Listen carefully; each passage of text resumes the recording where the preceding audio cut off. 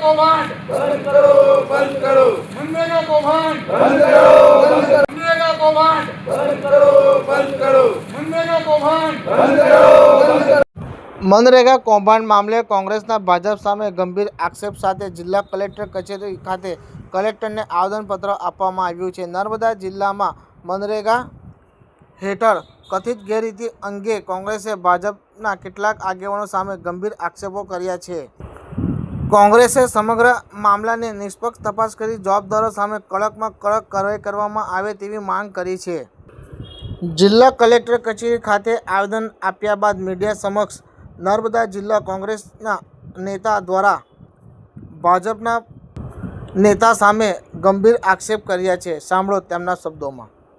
નર્મદા જિલ્લામાં મનરેગા કૌભાંડ જે થયું છે તેમાં નાદોદ તાલુકા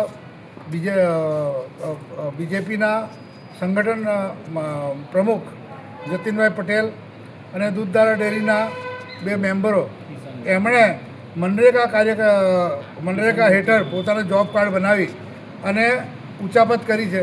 ખરેખર એ લોકો પોતે સક્ષમ છે, ખેડૂત છે, એમની પાસે દુકાન છે, બીજી મિલકત છે, બીજો ધંધો છે, છતાં પણ ગરીબો માટે જે સરકારે બનાવેલી યોજના છે મનરેગા એમાં ઉચાપત કરી અને આ લોકો ખોટી રીતે લાભ લીધો છે।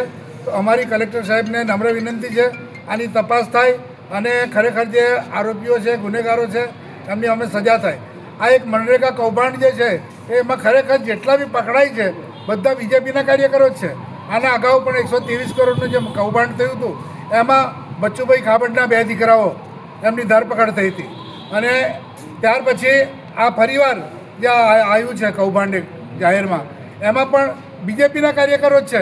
તો શું આ મનરેગા જે યોજના બનાવી છે એ બીજેપીના કાર્યકરો માટે જ બનાવેલી છે, આમ આદમી માટે નથી?